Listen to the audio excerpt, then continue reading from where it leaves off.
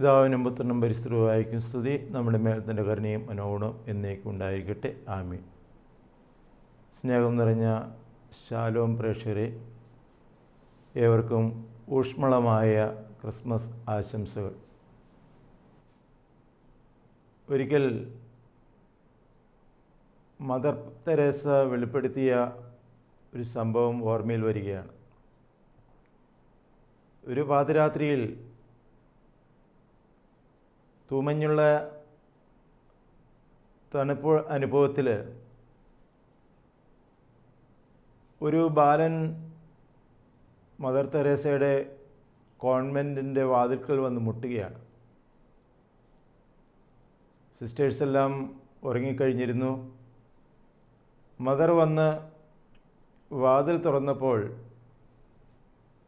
തണുത്ത് വിറയ്ക്കുന്ന ഈ ബാലനെ കാണുകയാണ്. അവൻ പറയുകയാണ്, എൻ്റെ അമ്മയ്ക്ക് എന്നെ വേണ്ട എന്ന്. ഞാൻ എൻ്റെ അപ്പനോട് ചോദിച്ചു, അപ്പനും ഒന്നും മിണ്ടുന്നില്ല. മദറിന് എന്നെ വേണോ? അവൻ ചോദിക്കുക. സംഭവിച്ചെന്തായിരിക്കുമെന്ന് നമുക്ക് ഊഹിക്കാവുന്നതേ ഉള്ളൂ. ആ സ്നേഹനിധിയായ മദർ ആ കുഞ്ഞിനെ വാരിപ്പുണർന്ന് അവന് ആഹാരവും വസ്ത്രവും നൽകി അവനെ ആ ഭവനത്തിലേക്ക് സ്വീകരിക്കുന്നതായ കാഴ്ച. മറ്റൊരു സംഭവം നമുക്കറിയാം. 2000-ൽ പരം വർഷങ്ങൾക്ക് മുമ്പ് തണുപ്പുള്ള രാത്രിയിൽ ബേത്ലഹേം തെരുവീഥികളിൽ ഓരോ ഭവനത്തിൻ്റെയും വാതിൽക്കൽ മുട്ടി കുഞ്ഞിനെ പിറക്കാൻ ഒരിടം ചോദിച്ചുകൊണ്ട് നടന്ന കന്യാമാതാവിൻ്റെയും യോസേപ്പിതാവിൻ്റെയും അനുഭവം. ഇവിടെ ഈ മദർ ആ കുഞ്ഞിനെ വാരിപ്പുണർന്ന് ആ ഭവനത്തിലെ അന്തേവാസിയാക്കി സ്നേഹം പകർന്നു കൊടുത്തു എങ്കിൽ യേശുവിന് ജനിക്കുവാൻ ഇടം കിട്ടാതെ കാലിത്തൊഴുത്തിൽ അഭയം തേടിയതായ അവസ്ഥ ഓരോ ക്രിസ്തുമസിലും നാം ധ്യാനിക്കുന്ന വിഷയമാണ്. 1568 മുതലാണ് ക്രിസ്മസ് എന്ന പദം തിരുജന്മത്തിന് ഉപയോഗിക്കുവാനായിട്ട് തുടങ്ങുന്നത്. ക്രിസ്റ്റസ് മാസെ എന്ന ആംഗലേയ പദങ്ങൾ പരിഷ്കരിച്ചാണ് ക്രിസ്മസ് എന്ന പ്രയോഗം നിലവിൽ വന്നത്. നമുക്കറിയാം, ക്രിസ്മസ്, ക്രൈസ്റ്റ്, മാസ് എന്നീ വാക്കുകൾ ചേരുമ്പോഴാണ് ക്രിസ്മസ് എന്ന പദം ഉരുത്തിരിയുന്നത്. മാസ് എന്ന വാക്കിന് ബലി എന്നാണ് അർത്ഥം. അപ്പോൾ ക്രിസ്മസ് എന്ന വാക്കിന് ക്രിസ്തുവിൻ്റെ തിരുബലി എന്ന് നമുക്ക് വീക്ഷിക്കുവാനായിട്ട് സാധിക്കും. പലപ്പോഴും ക്രിസ്മസ് ഒരു ആഹ്ലാദത്തിൻ്റെ, സന്തോഷത്തിൻ്റെ സുദിനമാണ്. ദുഃഖവെള്ളിയാഴ്ചയാണ് ബലിയുടെ ദിവസമായിട്ട്, കാൽവറി ബലിയുടെ അനുഭവമായിട്ട് നാം കാണുന്നത് എങ്കിൽ ഞാൻ പറയും, ഈ ദുഃഖവെള്ളിയാഴ്ചയേക്കാൾ വലിയൊരു ബലിയായിരുന്നു ബേത്ലഹേമിൽ ആവിഷ്കരിച്ചത് എന്ന്. മറ്റൊന്നുമല്ല, ദൈവം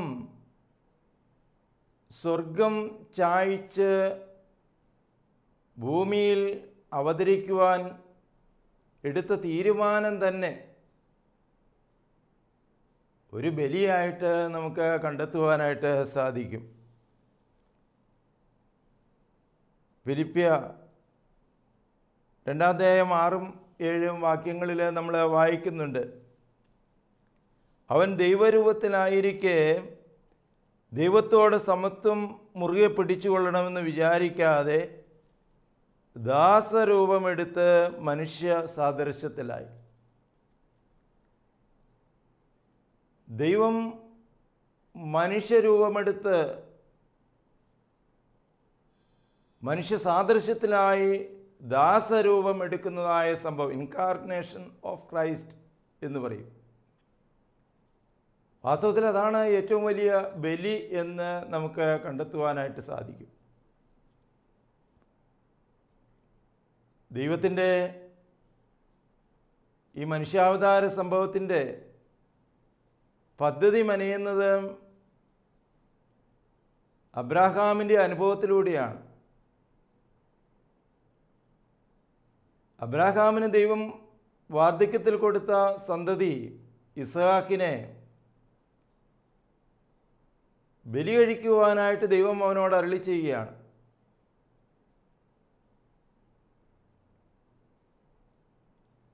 എബ്രാഹാം ദൈവത്തിൻ്റെ വാക്കനുസരിച്ച് സ്വന്തം പുത്രനെ ബലി കഴിക്കുവാനായിട്ട് മോറിയ മലയിലേക്ക് കൊണ്ടുപോകുന്നതായ സംഭവം പലപ്പോഴും വായിച്ച് ഇത് കണ്ട് സന്തോഷിക്കുന്ന ഒരു ദൈവമാണോ എന്ന് ചിന്തിക്കുന്നവരും ഇല്ലാതില്ല. എന്നാൽ ഒരു കാര്യം നമ്മൾ മനസ്സിലാക്കണം, ഈ അബ്രഹാം പിതാവ് ദൈവത്തിൻ്റെ അരുളപ്പാടനുസരിച്ച് സ്വന്തം മകനെ ബലി കഴിക്കുവാനായിട്ട് തയ്യാറായപ്പോൾ ഒരു പിതാവ് അനുഭവിക്കുന്ന വേദന ദൈവത്തിന് അതേപടി മനസ്സിലാക്കുവാനായിട്ട് സാധിച്ചു എന്നുള്ളത് കൊണ്ടാണ് ദൈവം അവിടെ പദ്ധതി മെനയുന്നത് മാനവകുലത്തെ രക്ഷിക്കുവാനായിട്ട് തൻ്റെ മകനെ, തൻ്റെ ഏകപുത്രനെ ബലി കഴിക്കുവാനായിട്ട് മനുഷ്യനായി അവതരിപ്പിക്കുവാൻ തീരുമാനമെടുക്കുന്നത്. അപ്പോൾ ദൈവത്തിൻ്റെ മനുഷ്യാവതാര സംഭവം എന്ന് പറയുന്നത് എബ്രഹാം പിതാവിൻ്റെ ജീവിതത്തിൽ അവൻ അനുഭവിക്കേണ്ടി വന്നതായ തീക്ഷ്ണമായ വേദനയുടെ പശ്ചാത്തലത്തിൽ ദൈവമനസ്സിൽ ഉരുത്തിരിഞ്ഞതാണ് എന്ന് നമുക്ക് മനസ്സിലാക്കാനായിട്ട് സാധിക്കും. ഏതായാലും ദൈവം തൻ്റെ പദ്ധതി പ്രകാരം തൻ്റെ പുത്രനെ മനുഷ്യനായി മാനവകുലത്തിൻ്റെ പാപം ഏറ്റെടുക്കുവാനായിട്ട് ലോകത്തിലേക്ക് അയക്കുകയായിരുന്നു. ബേത്ലഹേമിൽ യേശു പിറന്ന സംഭവം അതൊരു യാദൃശ്ചികമായിരുന്നില്ല. ബേത്ലഹേം എന്ന വാക്കിൻ്റെ അർത്ഥം തന്നെ അപ്പത്തിൻ്റെ ഭവനമെന്നാണ്. ഞാൻ സ്വർഗത്തിൽ നിന്നിറങ്ങി വന്ന ജീവൻ്റെ അപ്പമാകുന്നു എന്ന് തമ്പുരാൻ അരുളി ചെയ്തിട്ടുണ്ടെങ്കിൽ ബൈത്തോ ദ ലഹമോ, അപ്പത്തിൻ്റെ ഭവനത്തിൽ തന്നെ അവൻ ജനിച്ചു വീഴുവാനായിട്ട് ദൈവം പദ്ധതി മെനയുകയായിരുന്നു. യെശയ്യാ പ്രവചനത്തിൽ നമ്മൾ വായിക്കുന്നുണ്ട്, കാള തൻ്റെ ഉടയവനെയും കഴുത തൻ്റെ യജമാനൻ്റെ പുൽത്തൊട്ടിയെയും അറിയുന്നു, എൻ്റെ ജനമോ എന്നെ അറിയുന്നില്ല. വാസ്തവത്തിൽ ഈ പുൽത്തൊട്ടി യജമാനന് പിറക്കുവാനായിട്ട് ഈ കന്നുകാലികൾ വിട്ടുകൊടുത്തപ്പോൾ അവിടെ ആ യെശയ്യാ പ്രവചനത്തിൻ്റെ പ്രവാചകൻ്റെ വാക്കുകൾ അന്വർത്ഥമാകുകയായിരുന്നു. തന്നെയല്ല, യേശുവിൻ്റെ ജനനം വരെയും കാളകളും ആടുമാടുകളും പക്ഷികളുമെല്ലാം ബലിവസ്തുക്കളായിരുന്നു. യേശുവിൻ്റെ ജനനത്തോടുകൂടി സംഭവിച്ചതെന്താ? കാളകൾ ബലിയായി കരേറുന്നതായ അവസ്ഥയിൽ അവയ്ക്ക് പോലും വിമോചനം കിട്ടുന്നതായ ഒരു അനുഭവമാണ് അവിടെ സംജാതമായത്. മിണ്ടാപ്രാണികളായ ആടുകളും കാളകളും ബലിയാകുവാനായിട്ട് വിധിക്കപ്പെട്ടിരിക്കെ പകരക്കാരനായി ബലിയർപ്പകൻ പുൽത്തൊട്ടിയിൽ കച്ചിപ്പുറത്ത് കീറ്റുശീലയിൽ പൊതിഞ്ഞ് തുള്ളിക്കളിച്ചപ്പോൾ വാസ്തവത്തിൽ ആ മൃഗങ്ങൾ പോലും സന്തോഷത്തിമിർപ്പിലായിരുന്നു. തൂമഞ്ഞ് പെയ്യുന്നതായ പാതിരാവിൽ ദൂതർനാദം കേട്ട് ഉണർന്നതായ ആട്ടിടയന്മാരും വാനനക്ഷത്രങ്ങൾ വഴികാട്ടിയായി എത്തിയ രാജാക്കന്മാരും പുൽക്കൂട്ടിൽ മാതാവായ മറിയാവിനോടും യൗസേപ്പിനോടുമൊപ്പം കിടക്കുന്ന ശിശുവിനെ കണ്ട് അവരും കമൻ്റ് പറഞ്ഞു കാണും, ഈ ശിശു ആരെ പോലെയായിരിക്കും? സാധാരണഗതിയിൽ കുഞ്ഞിനെ കാണുമ്പോൾ എല്ലാവരും പറയുന്നൊരു കമൻ്റാണ്. എന്നാൽ നേരെ തിരിച്ചാണ് ഇവിടെ സംഭവിച്ചത്. അവിടെ അവർ വെളിപ്പെടുകയായിരുന്നു, ഈ അമ്മയെപ്പോലെ അല്ലെങ്കിൽ അപ്പനെ പോലെ ആയിരിക്കുന്നല്ലോ ഈ ശിശു എന്ന് അവരവിടെ വെളിപ്പെടുത്തുകയായിരുന്നു. വാസ്തവത്തിൽ ദൈവത്തിൻ്റെ മനുഷ്യ സാദൃശ്യമാണ് അല്ലെങ്കിൽ മനുഷ്യൻ്റെ ദൈവ സാദൃശ്യമാണ് ഇവിടെ വെളിപ്പെടുക. യോഹന്നാന്റെ സുവിശേഷത്തിൽ ആദിയിൽ വചനമുണ്ടായിരുന്നു, വചനം ദൈവത്തോടുകൂടിയായിരുന്നു, ആ വചനം കന്യകയിൽ ജഡമെടുത്തു എന്ന് വെളിപ്പെടുത്തുന്നുണ്ട്. ജഡധാരണം ചെയ്യുന്ന ദൈവത്തിൻ്റെ വചനമാണ് യേശുക്രിസ്തു എന്നാണ് ഇവിടെ യോഹന്നാൻ നമ്മെ പരിചയപ്പെടുത്തുന്നത്. വചനം ദൈവത്തിൻ്റെ പരിപാലന ശക്തിയാണെന്നും വചനം ദൈവത്തിൻ്റെ സൃഷ്ടിശക്തിയാണെന്നും എല്ലാം നമുക്കറിയാം. ഉൽപ്പത്തിയിൽ നമ്മൾ വെളിപ്പെടുന്നതായ രഹസ്യമാണതൊക്കെ. ആ വചനമാണ് കന്യകയിൽ ജഡമെടുത്ത് ബേത്ലഹേമിൽ ഒരു ശിശുവായിട്ട് അവതരിക്കുന്നത്. വാസ്തവത്തിൽ ഈ ഓർമ്മ പുതുക്കൽ ദൈവത്തിൻ്റെ സൃഷ്ടികർമ്മത്തിൻ്റെ ഒരു പുനരാവിഷ്കരണമായിട്ട് നമുക്കതിനെ കണ്ടെത്തുവാനായിട്ട് സാധിക്കും. ഇന്ന് ലോകവ്യാപകമായി തമ്പുരാൻ്റെ ജനനം ആഘോഷിക്കുന്നതായ ഈ കാലഘട്ടത്തിൽ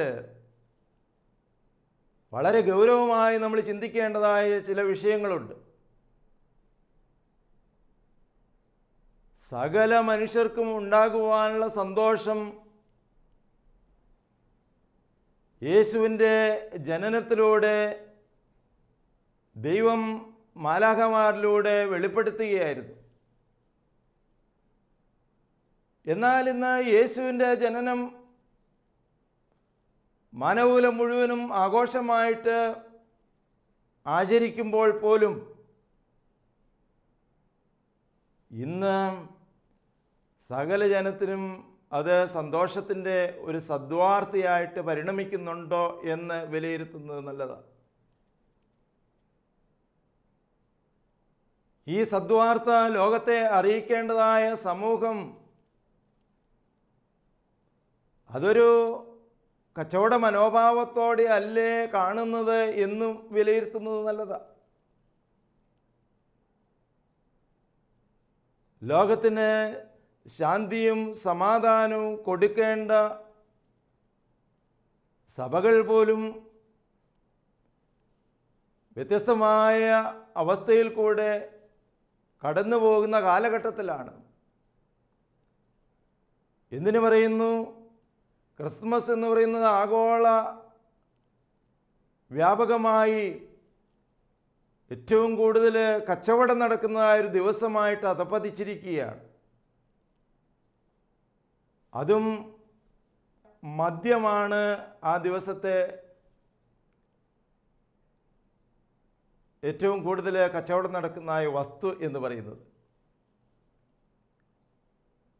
വാസ്തവത്തിൽ തമ്പുരാൻ്റെ ജനന ഉദ്ദേശത്തിൻ്റെ വ്യത്യസ്തമായ അല്ലെങ്കിൽ നേരെ വിപരീതമായ ഒരു അവസ്ഥയിലൂടെയാണ് ഇന്ന് ലോകം കടന്നു പോകുന്നത് എന്ന് നമുക്ക് കണ്ടെത്തുവാനായിട്ട് സാധിക്കും. അതുകൊണ്ട് തന്നെയായിരിക്കും ഇന്ന് ദൈവം വിഭാവനം ചെയ്തതായ ആ സന്തോഷത്തിൻ്റെയും സമാധാനത്തിൻ്റെയും അനുഭവം ഇന്ന് ക്രൈസ്തവർക്ക് പോലും സ്വീകരിക്കുവാനായിട്ട് സാധിക്കാതെ വരുന്നത് എന്നാണ് എൻ്റെ ചിന്ത. ഒരു കച്ചവട മനസ്ഥിതിയോടുകൂടെ തമ്പുരാൻ്റെ ജനനത്തെയും ആ തിരുജനത്തിൻ്റെ ആഘോഷങ്ങളെയും കാണുവാനായിട്ട് ഇടയാകുന്നതാണെന്ന് സമൂഹത്തിലെ പരാജയം എന്ന് കണ്ടെത്തുവാനായിട്ട് സാധിക്കണം. അതുകൊണ്ട് ഈ 2017 ക്രിസ്തുമസ് ആഘോഷത്തിൻ്റെ വേളയിൽ ഒരു വിചിന്തനത്തിന് വിധേയമാകുവാനായിട്ട് സാധിക്കുകയാണെങ്കിൽ ഇന്ന് സ്വർഗം സന്തോഷിക്കുന്നതായ ഒരു ദിവസമായിരിക്കും. മറ്റൊന്നുമെല്ലാം യേശുവിൻ്റെ ജനനത്തിലൂടെ ദൈവം വിഭാവനം ചെയ്തതായ സകല ജനങ്ങൾക്കുള്ളതായ സന്തോഷം സമൂഹത്തിന് പകർന്നു കൊടുക്കുവാനായിട്ട് സാധിക്കുമ്പോഴാണ് സ്വർഗം സന്തോഷിക്കുക.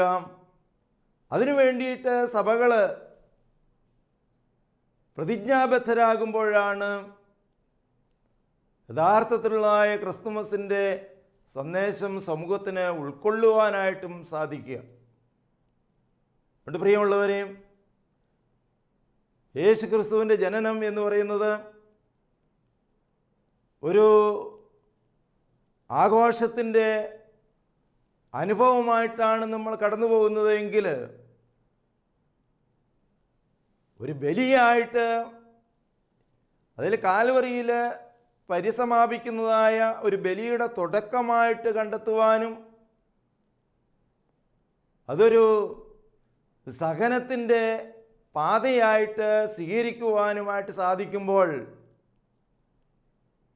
ദുഃഖവെള്ളിയാഴ്ച പോലെ തന്നെ വളരെ ഗൗരവമായ ഒരു സുദിനമായിട്ട് ഈ ക്രിസ്മസ് ദിവസവും ആചരിക്കുവാനായിട്ട് സാധിക്കണം എന്നാണ് എൻ്റെ ബോധ്യം. ഇന്ന് എവിടെ നോക്കിയാലും ദേവാലയങ്ങളിലാണെങ്കിലും തെരുവീതികളിലാണെങ്കിലും ഭവനങ്ങളിലാണെങ്കിലും എല്ലാം ആഘോഷത്തിമിർപ്പാണ്. വർണ്ണാഭമായ അലങ്കാരങ്ങളും അതുപോലുള്ളതായ മോടികളും നക്ഷത്ര വിളക്കുകളും എല്ലാം മോടി പിടിക്കുന്നതായ ഈ കാലഘട്ടത്തിൽ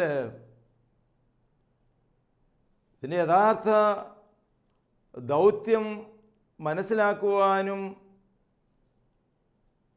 അത് ഏറ്റെടുക്കുവാനും അത് സമൂഹത്തിന് പകർന്നു കൊടുക്കുവാൻ ഇതൊക്കെ ഈ വർഷത്തെ ക്രിസ്തുമസ് നമ്മളെ സഹായിക്കട്ടെ എന്ന് പ്രാർത്ഥിച്ചുകൊണ്ട് ആശംസിച്ചുകൊണ്ട് ഞാൻ എൻ്റെ വാക്കുകൾ ഉപസംഹരിക്കുന്നു.